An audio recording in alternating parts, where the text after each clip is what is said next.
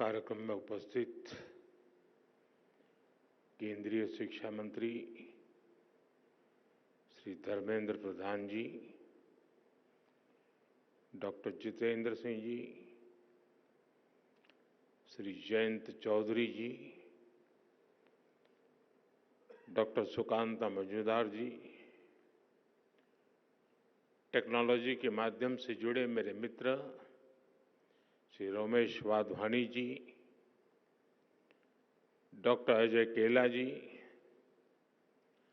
Science and technology और education world से जुड़े आप सभी साथी, अन्य महानुभाव, देवी और सज्जनों, आज यहाँ सरकार, एकेडेमिया,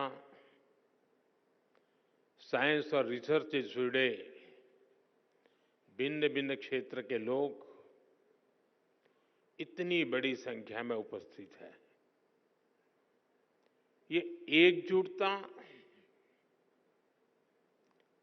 ये कॉन्फ्लुएंस, इसी को युग्म कहते हैं।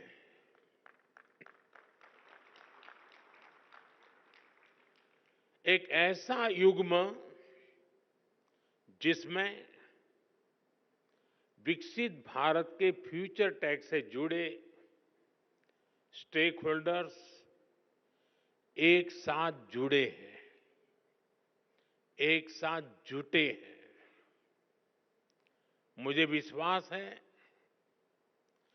भारत की इनोवेशन कैपेसिटी और डीप टेक में भारत की भूमिका को बढ़ाने के लिए हम जो प्रयास कर रहे हैं, उसे इस आयोजन से और बल मिलेगा। आज आईआईटी कानपुर और आईआईटी बॉम्बे में एआई, इंटेलिजेंस सिस्टम और bio science, biotechnology, health and medicine के सुपर हब्स की शुरुआत हो रही है। आज वाधवानी इनोवेशन नेटवर्क का भी आरंभ हुआ है। अनुसंधान नेशनल रिसर्च फाउंडेशन के साथ मिलकर रिसर्च को आगे बढ़ाने का संकल्प भी लिया गया है।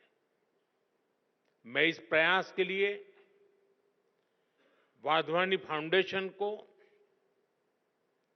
हमारी आईआईटीज को और दूसरे सभी स्टेक होल्डर्स को बहुत बहुत बधाई देता हूं।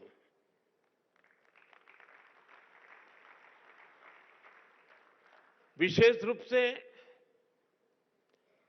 मैं मेरे मित्र रमेश वाधवानी जी की सराहना करता हूं।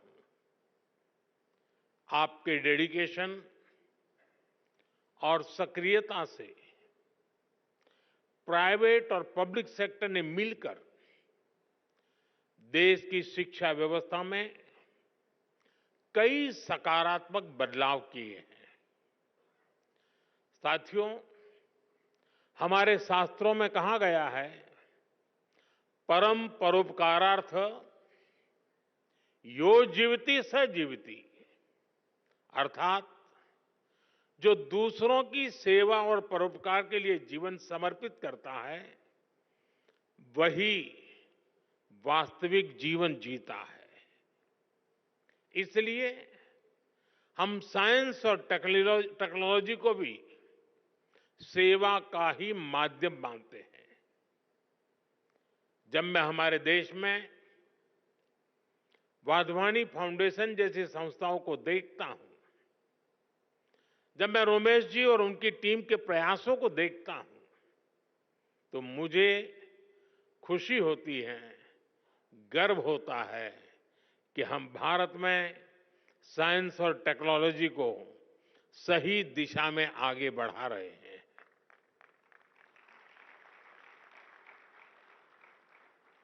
हम सब जानते हैं, रमेश जी ने तो अपने जीवन को काफी संघर्ष में तपाया है, सेवा के लिए समर्पित किया है। जन्म के तुरंत बाद जब वो कुछ ही दिन के थे, तब विभाजन की विभीषिका झेलना, अपनी जन्मभूमि से पलायन के लिए मजबूर होना, बचपन में ही पोलियो जैसी बीमारी का शिकार हो जाना और उन कठिन परिस्थितियों से निकलकर इतने बड़े बिजनेस एम्पायर को बिल्ड करना, ये अपने आप में एक असाधारण और प्रेरणा देने वाली जीवन यात्रा है।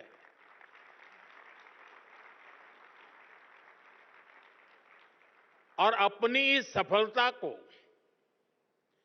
एजुकेशन और रिसर्च सेक्टर में भारत के लोगों के लिए समर्पित कर देना, भारत की युवा पीढ़ी के लिए समर्पित कर देना, भारत के उज्जवल भविष्य के लिए समर्पित कर देना, ये अपने आप में एक प्रेरक उदाहरण है।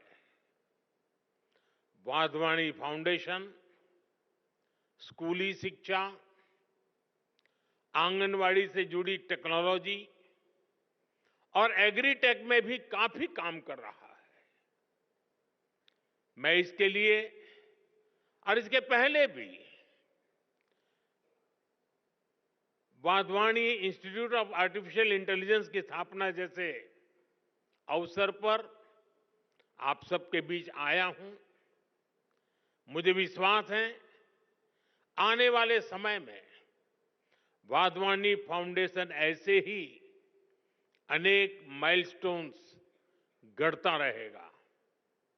मेरी शुभकामनाएं आपकी संस्था के साथ है, आपके इनिशिएटिव के साथ है।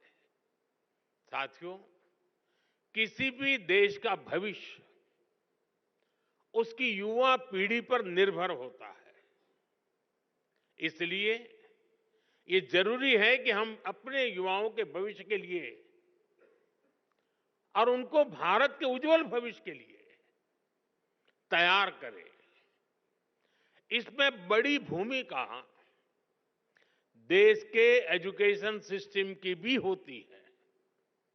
इसलिए हम देश के एजुकेशन सिस्टम को 21वीं सदी की जरूरतों के मुताबिक आधुनिक बना रहे हैं।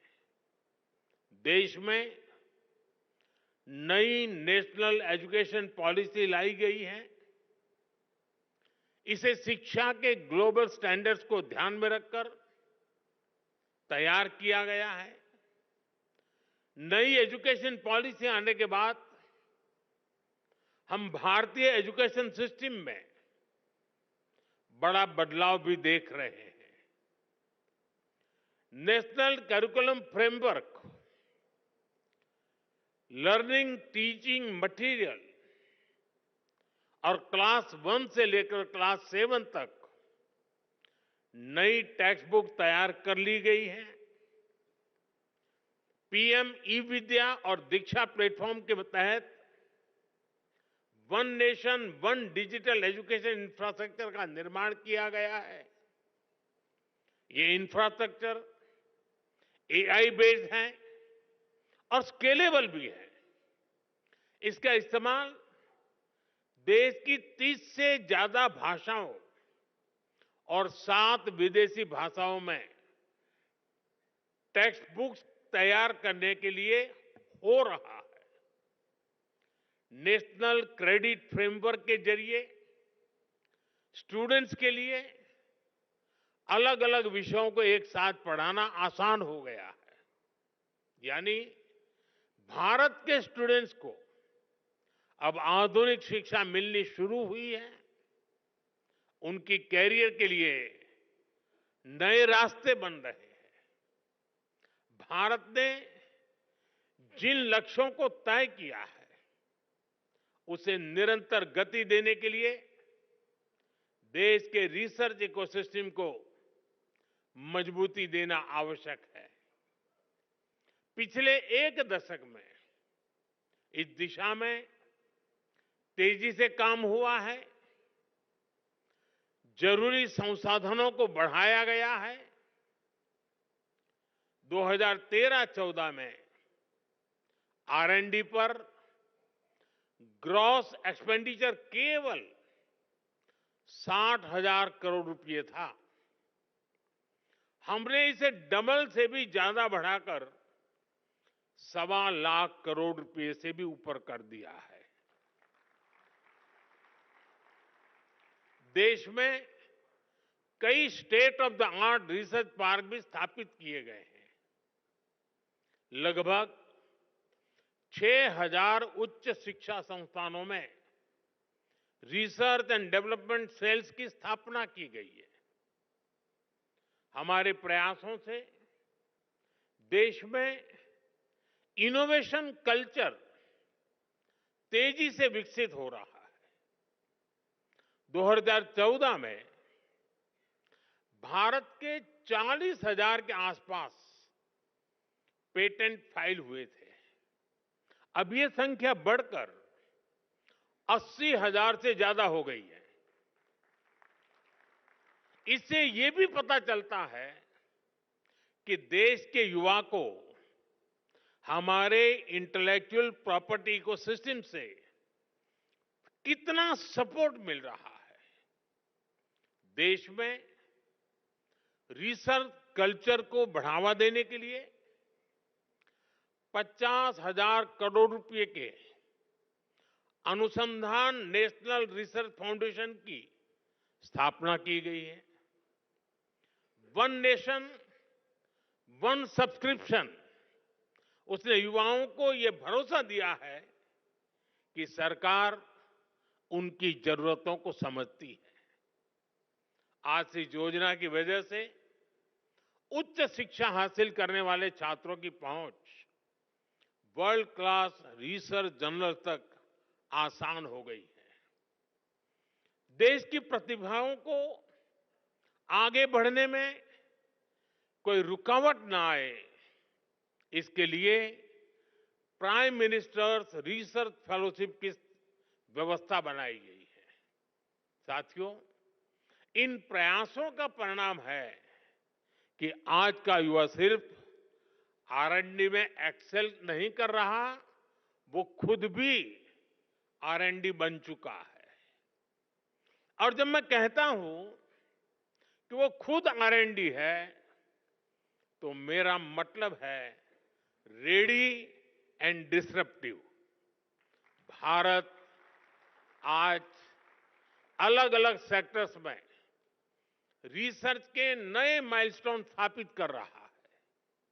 पिछले साल भारत ने दुनिया का सबसे लंबा हाइपरलूप टेस्ट ट्रैक कमीशन किया।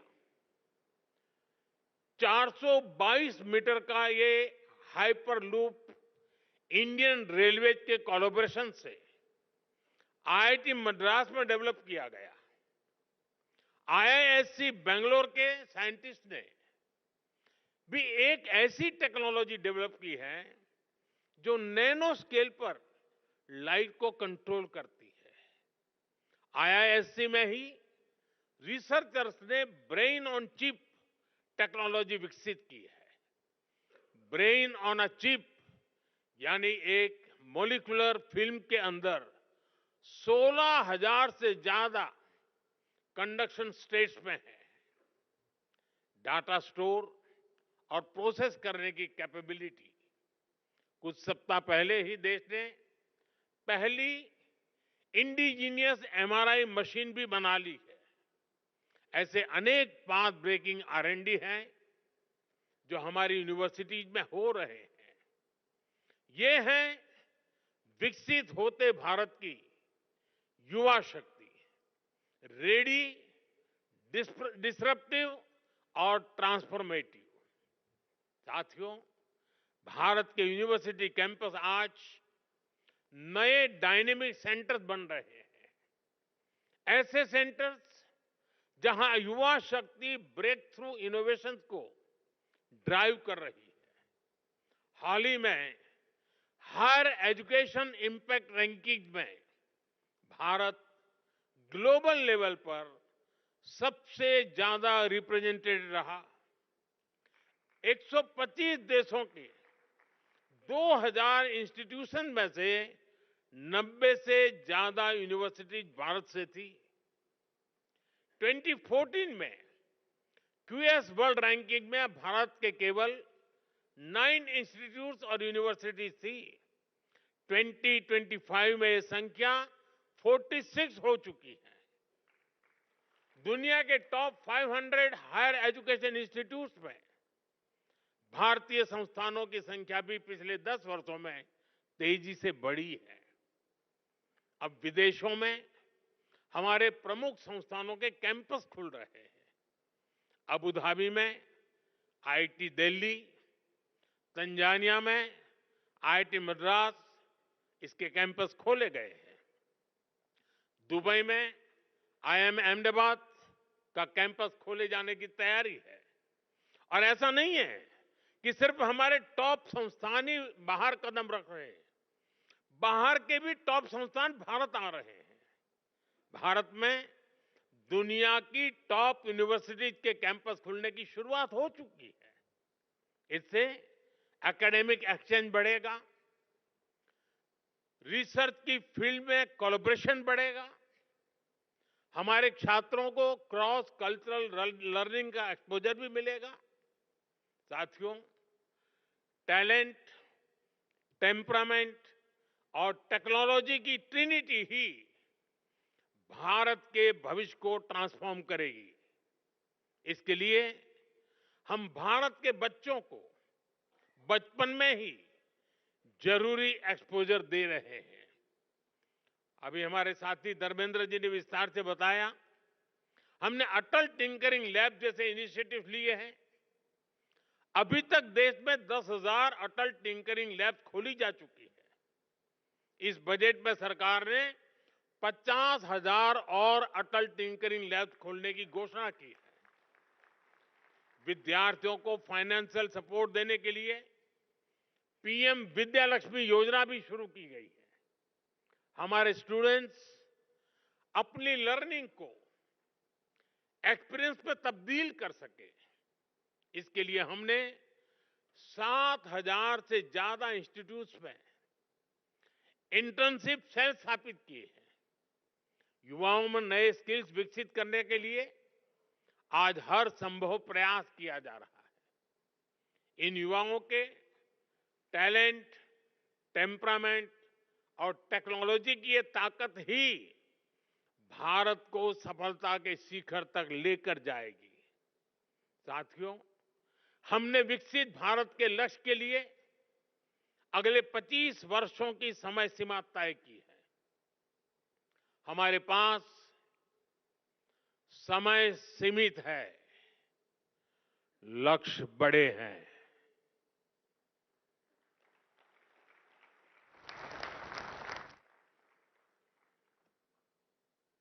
ये मैं वर्तमान स्थिति के लिए नहीं कह रहा हूं।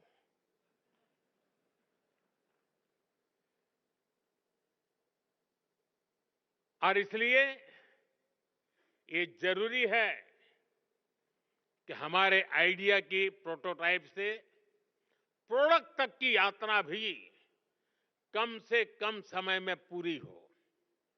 जब हम लैब से मार्केट तक की दूरी को कम कर देते हैं तो रिसर्च के परिणाम लोगों तक तेजी से पहुंचने लगते हैं। इससे रिसर्च को भी मोटिवेशन मिलता है, उनके काम, उनकी मेहनत का इंसेंटिव उन तक पहुंचता है। इससे रिसर्च, इनोवेशन और वैल्यू एडिशन के व्हील को और गति मिलती है। इसके लिए जरूरी है कि हमारा पूरा रिसर्च इकोसिस्टम एकेडमिक इंस्टीट्यूशन से लेकर इन्वेस्टर्स और इंडस्ट्री तक हर कोई रिसर्च के साथ खड़ा हो, उन्हें गाइड करे। इंडस्ट्री लीडर्स इस दिशा में एक कदम और आगे ला सकते हैं और वो हमारे युवाओं का मार्गदर्शन कर सकते हैं। फंड की व्यवस्था कर सकते हैं और साथ मिलकर नए सॉल्यूशन डेवलप कर सकते हैं। इसलिए सरकार रेगुलेशंस को सिंप्लीफाई करने, अप्रूवल्स को फास्ट ट्रैक करने के प्रयासों को भी गति दे रही है। साथियों, हमें AI, quantum computing, advance analytics, space tech, health take, synthetic biology को लगातार प्रमोट करना होगा।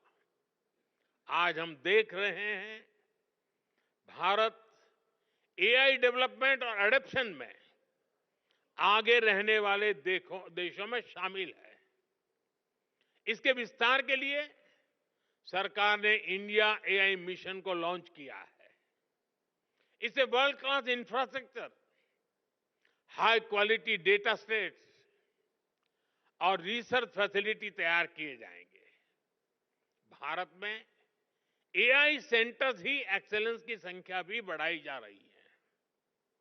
देश के जाने माने संस्थानों, उद्योगों और स्टार्टअप्स के द्वारा इन सेंटर्स ऑफ एक्सेलेंस को गति मिल रही है।